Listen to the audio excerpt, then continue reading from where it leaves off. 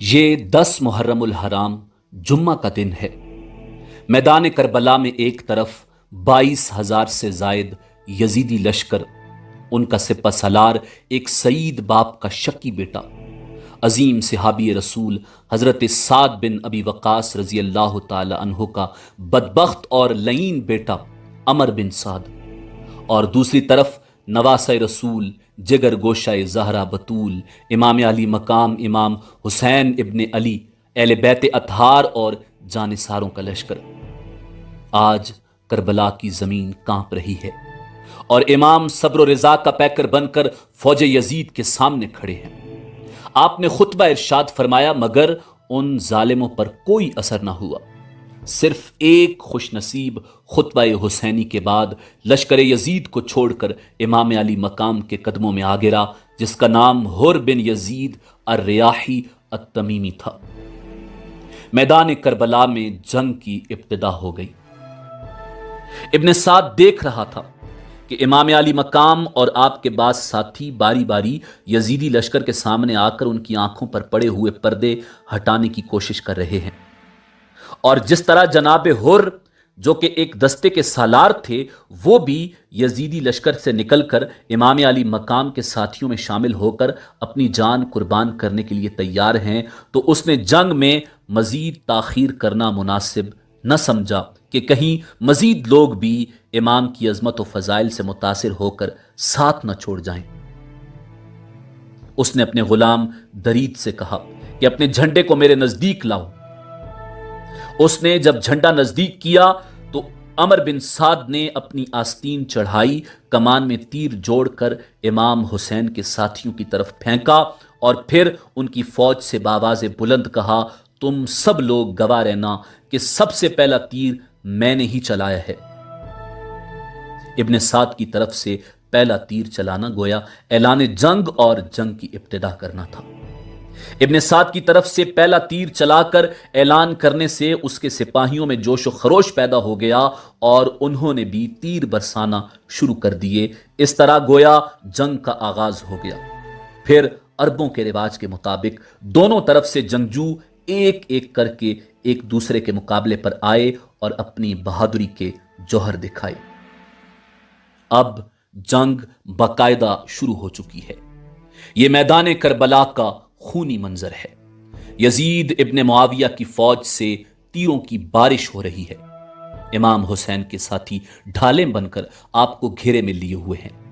قوم اشکیا سے ابن زیاد کے 2 غلام یسار اور سالم میدان میں آتے ہیں۔ امام کی طرف سے عبداللہ بن عمیر نکلے۔ ابن زیاد کے 2 غلاموں نے کہا، ہم نہیں جانتے کہ تم کون ہو، واپس جاؤ اور ہمارے مقابلے میں زہیر بن قیون یا حبیب بن مظاہر کو بھیجو۔ جناب عبداللہ بن عمیر رضی اللہ تعالی عنہ غضبناک ہو گئے، غصے سے یسار کو مخاطب کیا، او بدکار عورت کے بیٹے، تم مجھے نہیں جانتے؟ تو میرے ساتھ لڑنا اپنی توہین سمجھتا ہے؟ میں حسین کا سپاہی عبداللہ بن عمیر ہوں۔ پہلے مجھ سے لڑ لو، پھر بڑے بڑے بہادروں کو بھی بلا لینا۔ یہ کہا اور تلوار چلا دی۔ تلوار بجلی کی طرح چمکی اور اس کے سنبھلنے سے پہلے ہی اس کا کام تمام کر دیا۔ سالم نے ساتھی کا حشر دیکھا تو نیزہ تان کر وار کر دیا۔ عبداللہ بن عمیر نے ڈھال پر روکا، دونوں طرف سے وار ہوتے رہے، آخر سالم بھی واصل جہنم ہو گیا۔ یزیدی لشکر کا پورا دستہ پہنچ گیا۔ حسین کا اکیلا سپاہی عبداللہ بن عمیر تیغ و سنا کے جوہر دکھا رہا ہے۔ عبداللہ کی بیوی ام وہب بھی ساتھ تھی۔ شوہر کو گھرے ہوئے دیکھا تو بے قرار ہو گئی، لکڑی کی لاٹھی اٹھائی اور میدان کی طرف دوڑی۔ عبداللہ نے لڑتے لڑتے اسے دیکھا تو زور سے چلائے، اے ام وہب، واپس چلی جاؤ، یہ عورتوں کی لڑائی نہیں ہے۔ لیکن وہ نہ رکی۔ امام علی مقام امام حسین ابن علی نے آواز دی، اے ام وہب رک جاؤ۔ ام وہب رک گئی۔ آپ نے فرمایا، اللہ تجھ پر رحمت کرے، جہاد عورتوں پر فرض نہیں ہے، واپس پلٹ جاؤ۔ عبداللہ بن عمیر دشمنوں میں پوری طرح گھر چکا تھا۔ تلواروں کی باڑ آ رہی تھی اور یوں ریگزار کربلا کا پہلا شہید داد شجاعت دیتے ہوئے جام شہادت نوش کر گیا۔ انا للہ و انا الیہ راجعون۔ آپ کی بیوی ام وہب بھی میدان کربلا میں شہید ہو گئی۔ بعض روایات کے مطابق جناب حر بن یزید الریاحی میدان کربلا کے پہلے شہید ہیں، اور بعض روایات کے مطابق جناب عبداللہ بن عمیر رضی اللہ تعالی عنہ میدان کربلا کے پہلے شہید ہیں۔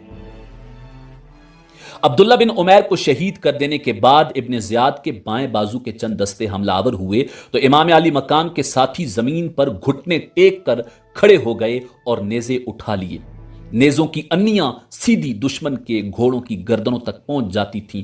کئی ایک گھوڑے زخمی ہو گئے اور فوج اشکیا آگے بڑھنے کے بجائے واپس لوٹ گئی، اور پھر ایک کا مقابلہ ایک سے شروع ہو گیا۔ امام علی مقام کا ایک ایک سپاہی اجازت طلب کر کے میدان میں جا رہا ہے اور اپنی شجاعت کے جوہر دکھا رہا ہے۔ جابری خاندان کے دو نوجوان امام علی مقام کی خدمت میں حاضر ہوئے۔ ان کی آنکھوں میں آنسو جاری تھے۔ امام نے فرمایا، ابن اخی کیوں روتے ہو؟ ابھی چند لمحوں بعد تم بھی چشمہ کوثر پر پہنچ جاؤ گے۔ انہوں نے روتے ہوئے ہی جواب دیا، یا امام، ہم اپنے لیے نہیں روتے، ہمیں تو آپ کی مصیبت پر رونا آتا ہے۔ ہمیں تو اس بات پر رونا آتا ہے کہ دشمن نے آپ کو چاروں طرف سے گھیر رکھا ہے، مگر ہم آپ کے کسی کام نہیں آ سکتے۔ کاش ہماری ہزاروں جانیں ہوتی اور ہم بار بار آپ پر قربان ہوتے رہتے، اس طرح شاید ان خون خاروں کا کلیجہ ٹھنڈا ہو جاتا اور یا امام آپ بچ جاتے۔ امام علی مقام نے فرمایا، میرے بیٹو، اللہ تعالیٰ تمہیں اس نیک جذبے کی جزا عطا فرمائے۔ ہم سب ایک ہی مقام پر جمع ہونے والے ہیں، اور یہ مشیت الہیہ ہے جس کو ہر حالت میں تسلیم کرنا ہی پڑتا ہے۔ پھر انہوں نے میدان میں جانے کی اجازت مانگی۔ امام علی مقام نے خدا حافظ فرما کر اجازت فرما دی۔ دونوں نوجوان میدان میں آئے، ایک ایک کو بلاتے رہے اور قتل کرتے رہے۔ دشمن نے بہادروں کی تلوار کے جوہر دیکھے تو پورا دستہ بھیج کر گھیرے میں لے لیا۔ حسینی سپاہیوں نے پوری جواں مردی سے سپاہیوں کے پورے دستے سے مقابلہ کیا۔ وہ دشمنوں کا مقابلہ بھی کر رہے تھے اور بلند آواز سے السلام علیکم یا ابن رسول اللہ بھی پکارتے جا رہے تھے۔ بالآخر جسموں پر تیروں اور تلواروں کے کئی زخم کھانے کے بعد جام شہادت نوش کر گئے۔ ان للہ و انا الیہ راجعون۔ ان کے بعد حضرت حنظلہ ابن اسد امام علی مقام سے اجازت طلب کر کے میدان جنگ میں آ گئے۔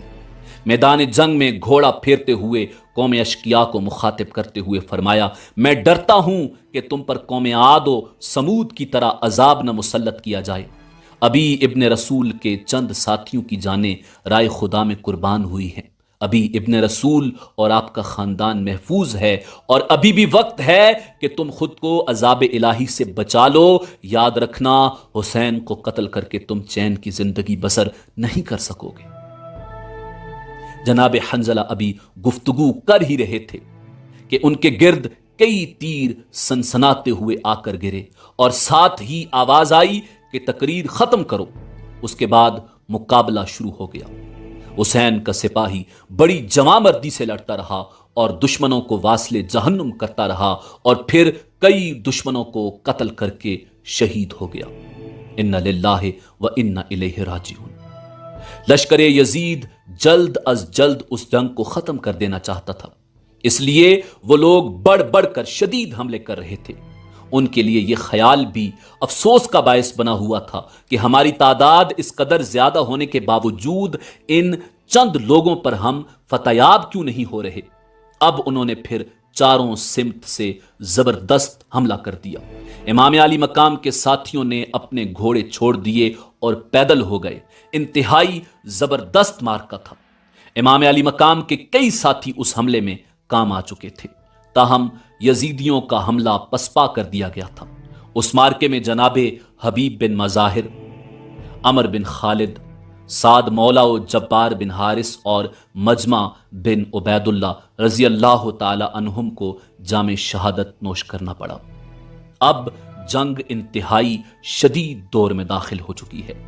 امام علی مقام کے بیشتر ساتھی جام شہادت نوش کر چکے ہیں، جن میں پسران عقیل اور حضرت مسلم بن عقیل کے دو صاحبزادے بھی شامل ہیں۔ دوپہر بھی قریب آتی جا رہی ہے اور جنگ بھی شدید ہوتی جا رہی ہے۔ میدان کربلا میں ہر طرف खून ही खून दिखाई दे रहा है। जंग पूरे जोर शोर से जारी है। दोनों जानिब से एक एक दो नौजवान मैदान में आते हैं और तलवार के जौहर दिखाते हैं, मगर हुसैन इब्ने अली के बहादुरों का रंग जवां मर्दी कुछ और ही है। उनमें से जो भी जाता है वो कई कई यजीदियों को वास्ले जहन्नुम करने के बाद उस वक्त शहीद होता है जब उसे फौज के कई दस्ते चारों तरफ से घेर लेते हैं। बसूरत दीगर अकेले के सामने जो भी आता वो जरूर कत्ल हो जाता। यजीदी फौज के दाएं बाजू के सिपा सलार अमर बिन अल हज्जाज ने यजीदियों को ज्यादा कत्ल होते देखा तो जोर जोर से चिल्लाने लगा, अहमको, पहले ये तो अंदाजा कर लो कि तुम किन लोगों से लड़ रहे हो। ये इब्ने हैदर के साथी हैं और जान पर खेले हुए हैं। एक एक करके इनके मुकाबले पर न जाओ, सब के सब कत्ल हो जाओगे। एक के मुकाबले में एक मत जाओ और इकट्ठे होकर भरपूर हमला कर दो। ये मुट्ठी भर अफराद हैं, तुम तो इनको पत्थरों से भी मार सकते हो। इब्ने साद ने भी उसकी राय को पसंद किया और एक के मुकाबले में एक जाने से मना कर दिया और इज्तिमाई हमले का हुक्म दे दिया। दुश्मन ने अगरचे पूरी कुव्वत से हमला किया था, मगर हुसैनी जवानों ने बहादुरी के वो जोहर दिखाए कि यजीदियों के छक्के छूट गए। हुसैन इब्ने अली के गिनती के चंद सिपाही सीसा पलाई हुई दीवार की तरह चट्टान बनकर सामने खड़े थे और भरपूर हमला कर देने के बावजूद लश्करे यजीद को पीछे हट जाना पड़ा। दुश्मन की फौज पीछे हटी तो उनके मकतूलीन के साथ एक हुसैनी जवान और नामवर बहादुर हजरत मुस्लिम बिन औसजा रजी अल्लाह ताला अन्हु भी खाक खून में तड़प रहे थे। हुसैन इब्न अली उनके पास पहुंचे। चंद सांसें अभी बाकी थीं।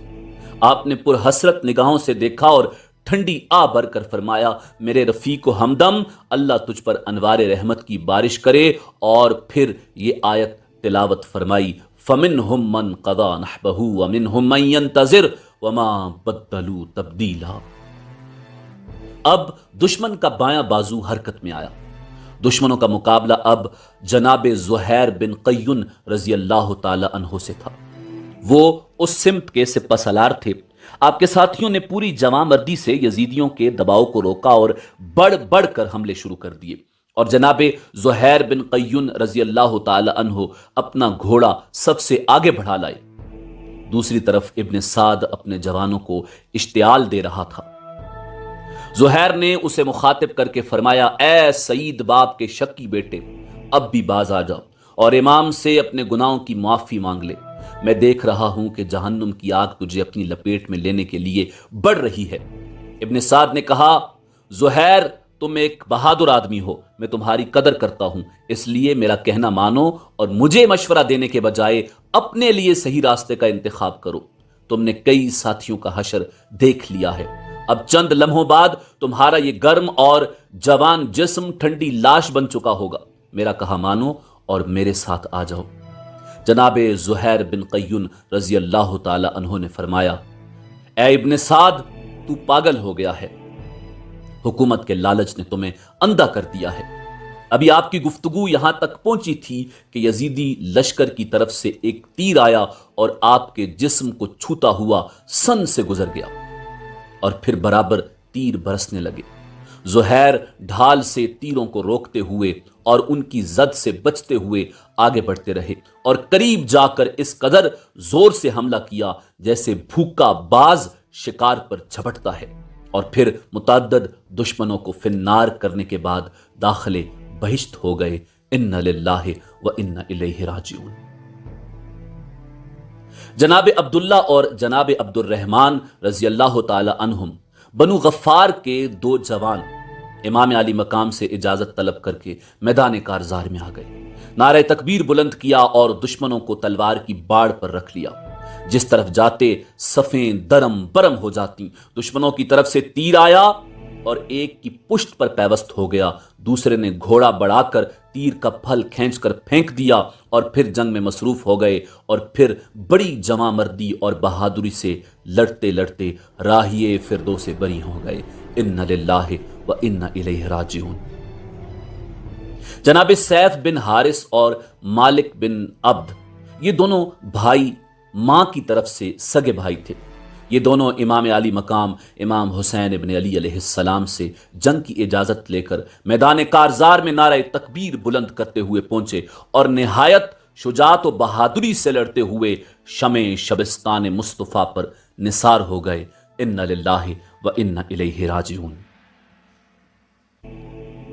अब मैदान करबला में नवासे रसूल की इजाज़त से जनाब हुर बिन यजीद अर्रियाही निकलते हैं। हुर की तलवार दुश्मनों का खून चाट रही है।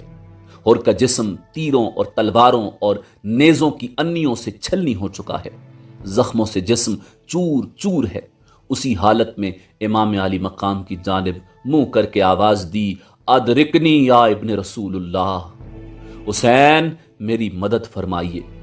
जवाब में गैब से निदा आई, हुर इधर देखो, हूरान जन्नत तुम्हारा इंतजार कर रही हैं।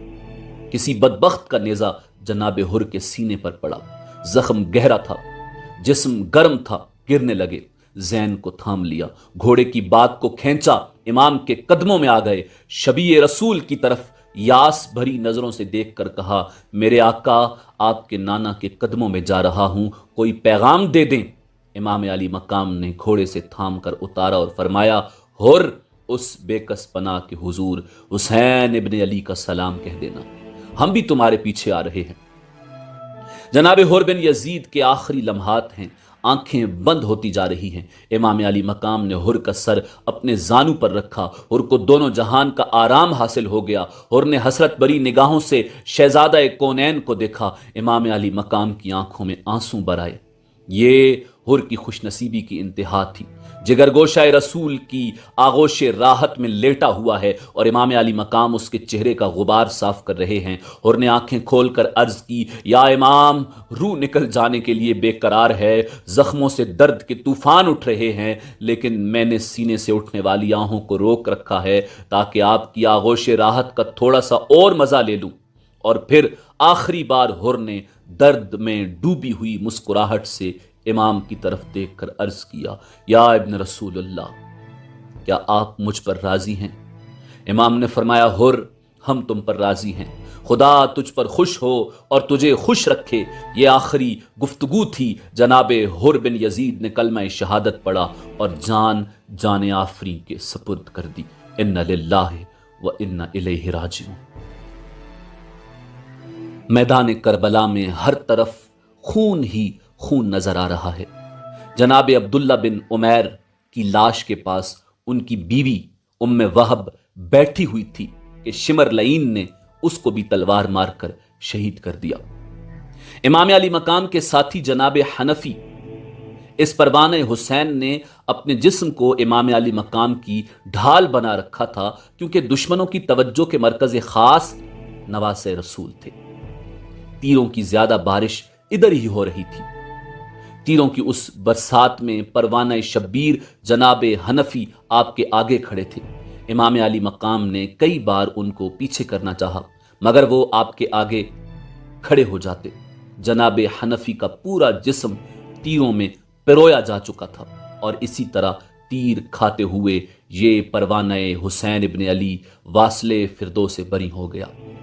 इन्ना लिल्लाहि व इन्ना इलैहि राजिऊन। यजीदी लश्कर की तरफ से हल मिम मुबारज की सदाए पैहम आ रही है। इधर इमाम अली मकाम हुसैन इब्न अली अलैहिस्सलाम के हुजूर चार खूबरू नौजवान दस्त बस्ता खड़े होकर मैदान में जाने की इजाजत तलब करते हैं।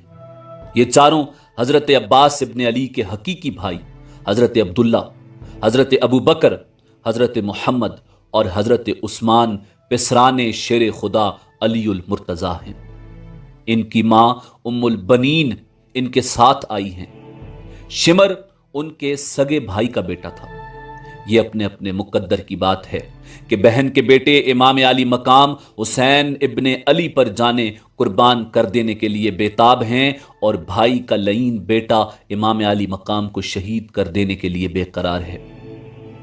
ये इमाम हुसैन पर कुर्बान होते हैं और वो आपका सर अक़दस काटता है। ये वही चारों शहजादे हैं जिनकी मां और भाई अब्बास समेत 6 افراد کے لیے شمر ابن زیاد سے امان نامہ لکھوا کر لایا تھا، اور انہوں نے وہ امان نامہ ٹھکرا دیا تھا اور کہا تھا، بے وقوف، ہمیں تو امان دیتا ہے اور ابن رسول کو قتل کرنا چاہتا ہے۔ اور اب یہ اس وقت کے منتظر ہیں کہ شہزادہ زہرا بطول پر جانے نثار کر کے اپنے باپ علی المرتضیٰ کے دربار میں سرخرو ہو جائیں۔ امام علی مقام حسین ابن علی نے فرمایا، حیدر کے بیٹو، اللہ تمہیں جزائے خیر عطا فرمائے، تم سب بھائی ہونے کا حق ادا کر رہے ہو، تم سب میرے امتحان میں برابر کے شریک ہو، تمہاری مقدس قربانیاں لوح عالم پر نقش فی الحجر بن کر دنیا والوں کو ہمیشہ درس اخوت دیتی رہیں گی۔ ہم سب بہت جلد ایک ہی مقام پر جمع ہونے والے ہیں، مگر میرا یہ امتحان کس قدر صبر آزما ہے کہ میں اپنے بھائیوں کو ذبح ہوتے دیکھ رہا ہوں۔ امام علی مقام کی شفقت آمیز گفتگو سنی تو چاروں بھائیوں کی آنکھوں میں آنسو آ گئے۔ انہوں نے انتہائی رقت سے دربار حسین میں عرض کیا، یا امام، یہ آپ کا کرم ہے جو ہم غلاموں پر اس قدر شفقت فرما رہے ہیں۔ ہمارے حق غلامی کو اخوت کا نام دینا آپ کی بندہ پروری ہے، ورنہ ہم تو اب بھی آپ کو امام اور خود کو غلام ہی سمجھتے ہیں۔ آپ ابن رسول ہیں، شہزادہ بطول ہیں، جنت کے جوانوں کے سردار ہیں اور ہمارے تاجدار ہیں۔ ہمارے لیے یہ فخر ہی کیا کم ہے کہ آپ کے عزم پر فدا ہونے کے صلے میں قیامت کے دن آپ کے پرچم کے نیچے ہمیں جگہ نصیب ہوگی۔ یا امام، دشمن بار بار آواز دے رہا ہے، ہمیں اجازت دیجیے تاکہ ہم آپ پر نثار ہونے میں سبقت حاصل کر سکیں۔ آپ نے سب کی طرف حسرت بری نگاہوں سے دیکھا اور الوداع کہہ کر دعا کے لیے ہاتھ اٹھا دیے اور بارگاہ خداوند قدوس میں عرض کی، اے میرے پروردگار، میرے بھائیوں کی جانوں کا نذرانہ قبول فرما لے۔ شیر خدا کے شیر ایک ایک کر کے میدان میں جاتے ہیں اور زور سے دشمنوں کی صفوں کو درم برم کر دیتے ہیں۔ حیدر کا ایک ایک شیر یزید کی سینکڑوں لومڑیوں پر بھاری ہے۔ ایک کے بعد دوسرا، پھر تیسرا، پھر چوتھا میدان جنگ میں قوت حیدری کے وہ جوہر دکھاتے ہیں کہ دشمنوں کو پسینہ آ جاتا ہے۔ جناب عباس ایک بھائی کا جنگی کارنامہ مشاہدہ کرتے ہیں، پھر دوسرے کا، اور پھر الحمدللہ کہتے جا رہے ہیں۔ چاروں بھائی یکے بعد دیگرے متعدد دشمنوں کو قتل اور زخمی کرنے کے بعد بارگاہ حیدر قرار میں پہنچ جاتے ہیں۔ ان للہ و انا الیہ راجعون۔ ان چاروں کے بعد برادران مسلم جناب عبداللہ بن عقیل، عبد الرحمن اور جعفر بن عقیل ایک ایک کر کے یوں داد شجاعت دیتے ہیں کہ یزید کے لشکری شاخ بید کی طرح کانپنے لگ جاتے ہیں۔ تلواریں چل رہی ہیں، تیروں کی بارش ہو رہی ہے، نیزے تنے ہوئے ہیں، زمین شعلہ بار ہوتی جا رہی ہے، سورج مشتعل ہوتا جا رہا ہے۔ تلواروں کی جھنکار میں حسین کا ایک ایک مجاہد حق جہاد ادا کرتے ہوئے امتحان حسین میں شریک ہوتا جا رہا ہے۔ جنت کے دروازے کھلے ہوئے ہیں اور حسین کے سپاہی ایک ایک کر کے اندر داخل ہوتے جا رہے ہیں۔ امام علی مقام کے ساتھی ایک ایک کر کے جام شہادت نوش کرتے جا رہے ہیں۔ میدان کارزار میں شہدائے کربلا کی لاشوں کے ٹکڑے بکھرے پڑے ہیں۔ فاطمہ کا لال اپنے امتحان کا ایک ایک پرچہ نہایت کامیابی اور کامرانی کے ساتھ حل کر کے ممتحن حقیقی کے دربار میں پیش کرتا جا رہا ہے۔ آپ نے کئی بار میدان کارزار میں جانے کا ارادہ فرمایا، مگر آپ کا کوئی نہ کوئی فدائی بڑھ کر حق کے جانثاری ادا کر دیتا۔ اب آپ نے پھر میدان میں جانے کا ارادہ فرمایا تو ایک نوخیز پھول آپ کے سامنے آ گیا۔ 15-16 سال کے خوبرو ہاشمی شہزادے کو دیکھ کر یوں معلوم ہوتا ہے جیسے چاند زمین پر اتر آیا ہے۔ یہ چاند کا ٹکڑا قاسم ابن حسن ابن علی ہے، جو اپنے چچا جان پر فدا ہونے کے لیے اجازت طلب کرتا ہے۔ حسین ابن علی نے فرمایا، قاسم، میں تجھے قتل ہونے کی اجازت نہیں دے سکتا، مجھے اب کسی نئے امتحان میں نہ ڈالو اور واپس خیموں میں چلے جاؤ۔ میں تم سے پہلے ظالموں کے ہاتھوں بھائی حسن کی 2 خوبصورت تصویروں کے ٹکڑے کروا چکا ہوں۔ اب یہ میرے بس میں نہیں کہ میں تجھے بھی موت کے منہ میں بھیج کر اپنے بھائی کی اولاد نرینہ کو ختم کروا دوں۔ میرے لال، تم سے میرے بھائی کی نسل شروع ہوئی ہے۔ جناب قاسم نے چچا جان کی یہ فیصلہ کن گفتگو سنی اور تڑپ کر رہ گئے اور عرض کیا، چچا جان، کاش میرے بابا اس وقت موجود ہوتے تو مجھے اس محرومی کا منہ نہ دیکھنا پڑتا۔ میرے چچا، میں چھوٹا ہی تھا کہ داغ یتیمی لگ گیا، دشمنوں نے میرے باپ کو زہر دے دیا۔ آپ کی پناہ میں آنے کے بعد مجھے کبھی محسوس نہیں ہو سکا کہ میں یتیم ہوں۔ میں نے ہمیشہ یہی محسوس کیا کہ میرا باپ زندہ ہے۔ چچا جان، میری جان اون و محمد سے زیادہ قیمتی نہیں۔ اگر انہیں آپ پر فدا ہونے کی اجازت مل سکتی ہے تو پھر مجھ کو محروم نہ کیا جائے۔ امام علی مقام نے بھتیجے کا یہ جذبہ ایثار اور درد میں ڈوبا ہوا کلام سنا تو آپ مضطرب ہو گئے اور فرمایا، میرے لال، تمہاری گفتگو نے میرے رونگٹے کھڑے کر دیے ہیں۔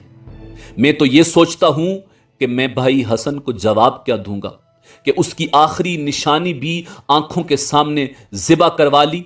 تمہاری ماں تمہارے فراق میں کیا کرے گی؟ تمہاری پھپھی کا کیا حال ہوگا؟ قاسم نے عرض کیا، چچا جان، اگر خدا نہ خواستہ مجھے آپ پر نثار ہونے کا موقع نہ مل سکا تو میں اپنے باپ کو کیا جواب دوں گا؟ رہا میری ماں کا پریشان ہونا تو میں ان سے اجازت لے کر آیا ہوں، پھپھی جان سے مل کر آیا ہوں۔ ان دونوں نے ہی میری کمر میں میرے ابا جان حسن ابن علی کا پٹکا باندھا ہے۔ امی جان نے تلوار میری گردن میں خود حمائل کی تھی اور پھپھی جان نے فرمایا تھا، قاسم، اب تم بھی مجھے بھائی جان کے سامنے سرخرو کر دو۔ امام علی مقام چند لمحے خاموش ہوئے اور پھر اجازت مرحمت فرمائی۔ ادھر فوج یزید حل میں مبارز کے نعرے لگا رہی تھی، ادھر جناب قاسم بن حسن میدان کارزار میں تشریف لائے۔ علی کے شیر کا حلق پیاس کی شدت سے سوکھ کر کانٹا ہو چکا تھا۔ بار بار لبوں پر زبان پھیرتے ہیں مگر لا حاصل۔ زبان لبوں سے زیادہ سوکھی ہوئی ہے اور لب زبان سے زیادہ خشک ہیں۔ باوجود اس شدت کی پیاس کے علی کے لال کا لال میدان کارزار میں اس طرح چمک رہا تھا جیسے آفتاب زمین پر آ گیا ہو۔ ابن سعد کی طرف سے ایک جوان مقابلے کے لیے نکلا تو اس نے روک دیا اور سپاہ شام کے ایک اعلی افسر کو حکم دیا، ارزق، اس جوان کا مقابلہ تم کرو گے۔ ارزق نے سنا تو اس کے تن بدن میں آگ لگ گئی اور غصے پر قابو پاتے ہوئے کہنے لگا، اس بچے کے مقابلے میں جانا میری توہین ہے۔ شام سے آئے ہوئے لشکر میں میرے 4 بہادر اور نوجوان بیٹے ہیں، میں ان میں سے کسی ایک کو مقابلے میں بھیج دیتا ہوں۔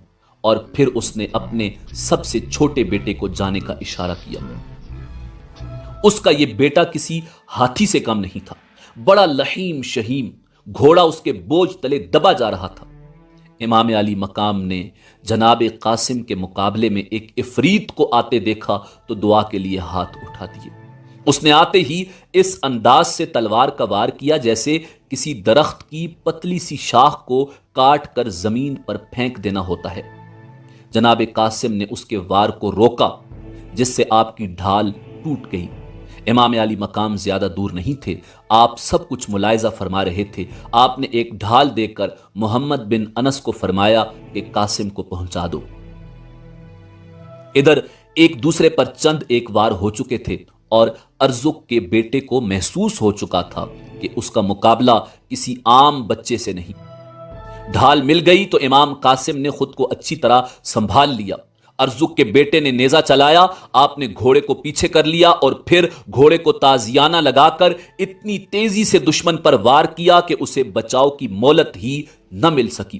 قاسم کا نیزہ ارزق کے بیٹے کی زرہ کی کڑیوں کو توڑ کر اس کے سینے میں لگا اور پشت کے پار ہو گیا۔ آپ نے پوری قوت سے نیزہ کھینچا تو وہ مٹی کے تودے کی طرح زمین پر گر پڑا۔ آپ نے اس کے نیزے اور تلوار پر قبضہ کر لیا اور گھوڑے کو موڑ کر امام علی مقام کے حضور آ گئے۔ इमाम ने अपने भतीजे की पेशानी को बोसा देकर फरमाया, मेरे भाई के बेटे को ऐसा ही होना चाहिए था। मेरे चांद कासिम, खुदा तुम्हारा हामी और नासिर हो। जनाबे कासिम ने अर्ज किया, चचा जान, काश इस वक्त पानी के चंद घूंट मिल जाते तो फिर मैं आपको अपनी बहादुरी के जौहर दिखाता। इमाम ने जज्बात पर काबू पाते हुए फरमाया, मेरे लाल, पानी तो अब तुम्हारे दादा जान और तुम्हारे अब्बा जान चश्मे कौसर से ही पिलाएंगे।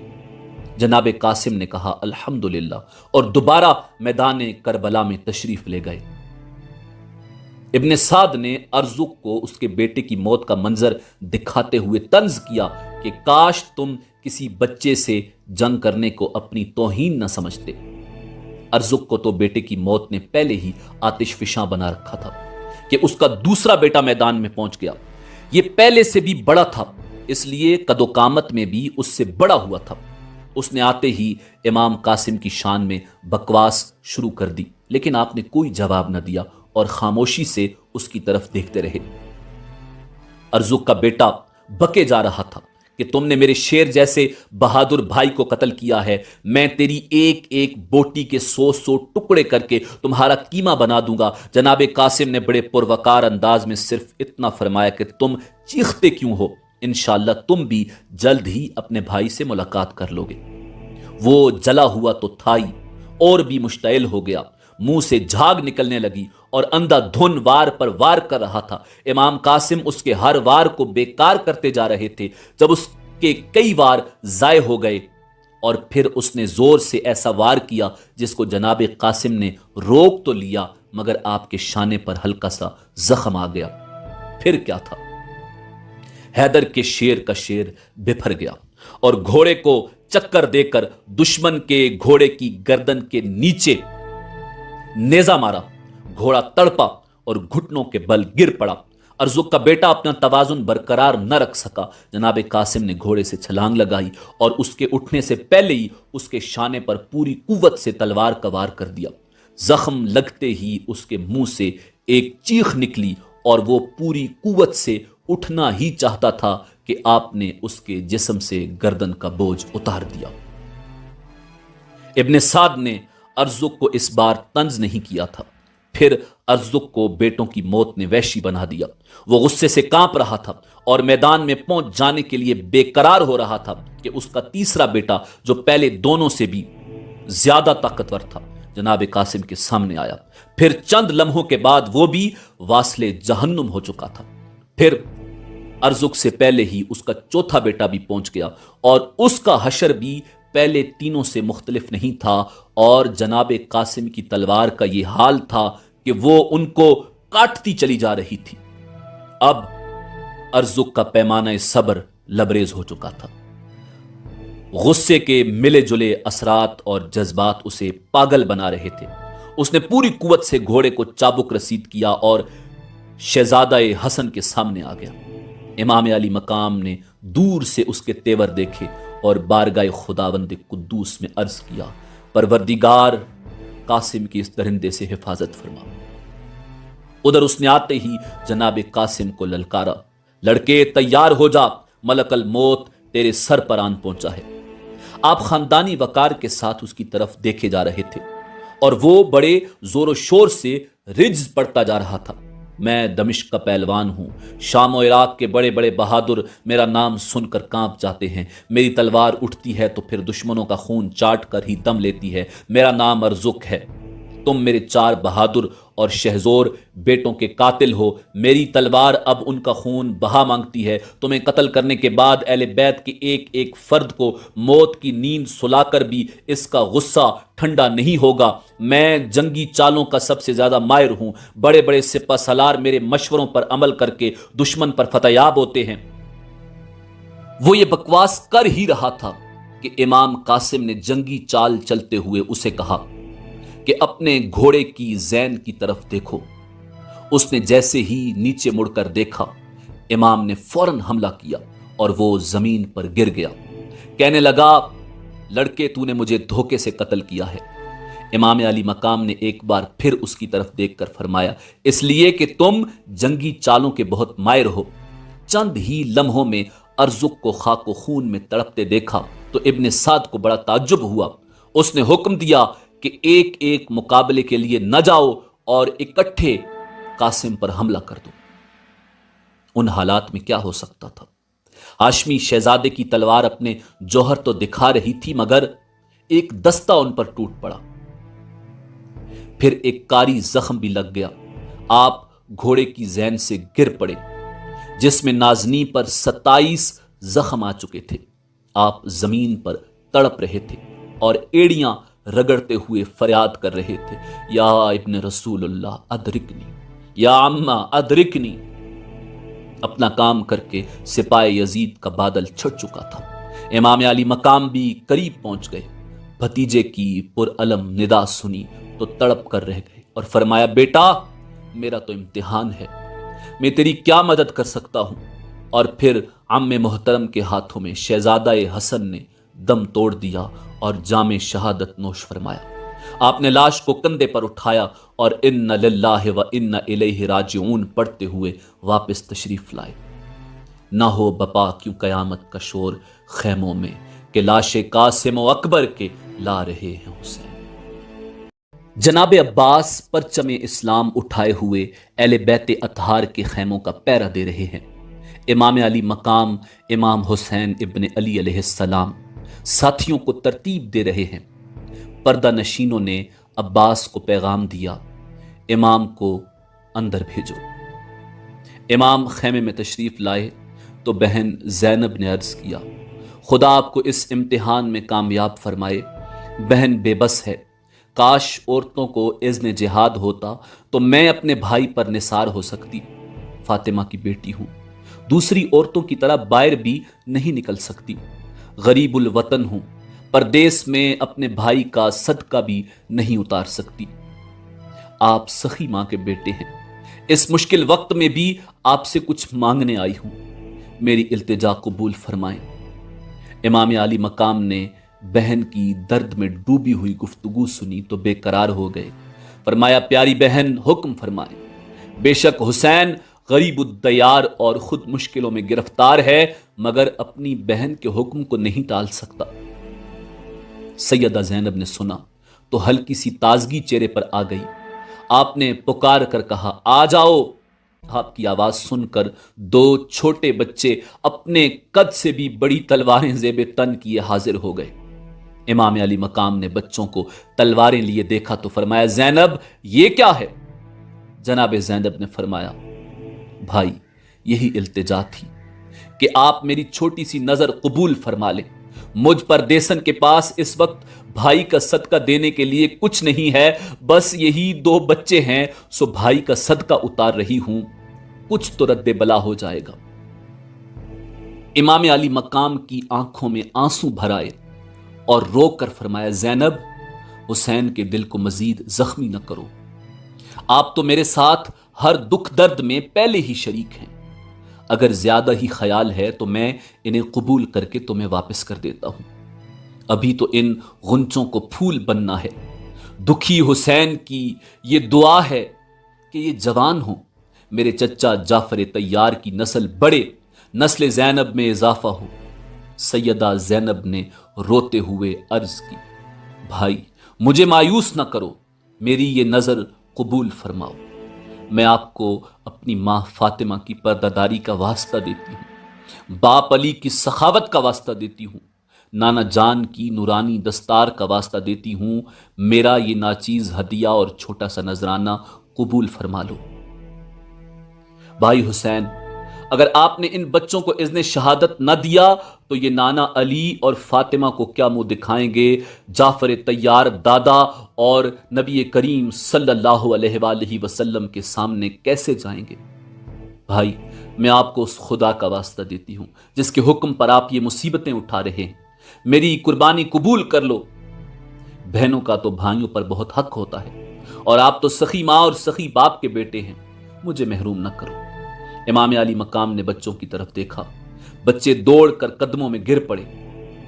امی ٹھیک کہتی ہیں مامو جان، ہم علی کے نواسے اور جعفر طیار کے پوتے ہیں، ہم میدان میں جا کر ابھی آپ کے سارے دشمنوں کو قتل کر دیں گے، آپ بالکل فکر نہ کریں۔ آپ امی کی بات ضرور مان لیں۔ مامو جان دیکھیں ہماری تلواریں کتنی تیز ہیں۔ نواسے رسول نے بچوں کی مجاہدانہ گفتگو سنی تو بہت متاثر ہوئے۔ بچوں نے ماں کی یاد کرائی ہوئی گفتگو دہرا دی اور مامو جان کو منا لینے میں کامیاب ہو گئے۔ امام علی مقام بچوں کو اجازت دے کر واپس تشریف لے آئے۔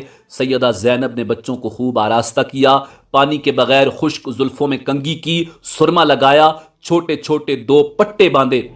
علی کی بیٹی نے اپنے ہاتھ میں تلوار لہرا کر دکھائی کہ اس طرح جاتے ہی دشمنوں پر زور سے چلانا، اور پھر سینے سے لگایا۔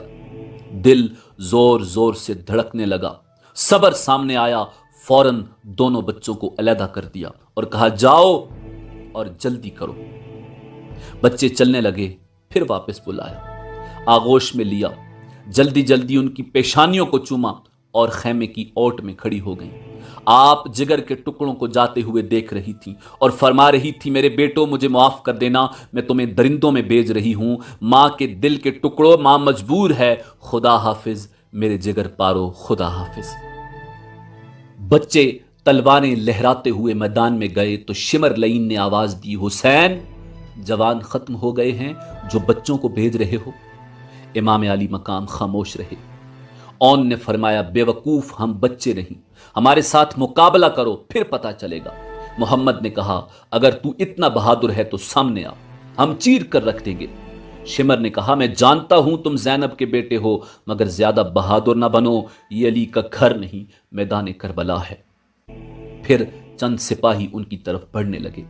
بے غیرت حاکم کے بے غیرت سپاہی بچوں کو دیکھ کر ویسے ہی شرم آ جانا چاہیے تھی، مگر ان میں تو غیرت اور شرم کا نام بھی نہیں تھا۔ وہ تو وحشت و بربریت اور درندگی کے پتلے تھے۔ ظالم سے ظالم دشمن بھی بچوں کو دیکھتا تو کہتا واپس چلے جاؤ، مگر شمر نے ان سے کہا تھا کہ اپنے ماموں اور امی کو چھوڑ کر ہمارے پاس چلے آؤ، اور بچوں نے کہا تھا مجنون ہے، پاگل ہے، احمق ہے، ہم کیوں ماں باپ کو چھوڑ کر تمہارے پاس آ جائیں، تو کہاں کا ہمدرد ہے۔ بہرحال بچوں نے جنگ کیا لڑنی تھی، حق جہاد پورا کر دیا، اپنے فرض کی تکمیل کر دی، اپنی ماں کا حکم مان لیا۔ پالنے والی نے جانیں مانگی تھیں، انہوں نے بڑے ادب سے ہنسی خوشی پیش کر دی۔ فاطمہ کے دودھ کی تاثیر ہی ایسی ہے، علی کے خون کا اثر ہی ایسا ہے، دونوں رائے خدا میں شہید ہو گئے۔ ان للہ و انا الیہ راجعون۔ شمر نے حسین سے کہا اپنے بھانجوں کی لاشیں اٹھا لو۔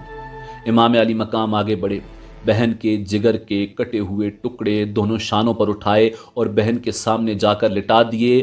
دل پر اس قدر رقت طاری تھی کہ بہن کو تسلی کے الفاظ بھی نہ کہے جا سکے۔ فوراً ہی خیمے سے باہر تشریف لے آئے۔ جناب زینب نے بیٹوں کی شہادت کا منظر پردے کی اوٹ سے دیکھ لیا تھا۔ آپ پیکرے صبر و رضا بن کر سب کچھ دیکھتی رہی۔ ماں کی ممتا اپنا رنگ ضرور دکھاتی ہے۔ جناب زینب نے جب اون و محمد کو میدان میں بھیجا تو اس وقت دختر علی کا روپ تھا، اور جب بچے شہید ہو کر خیمے میں آئے تو آپ صرف اون و محمد کی ماں تھی۔ ایسی ماں جس کی پردیس میں عمر بھر کی کمائی لٹ جائے، جس کی آرزوؤں کا باغ اجڑ جائے، جس کی امیدوں کا خون ہو جائے، جس کی ہری بری گود خالی ہو جائے، جس کی امنگوں کا جنازہ نکل جائے، جس کے گھر کی بہار چلی جائے، جس کا گھر اجڑ جائے۔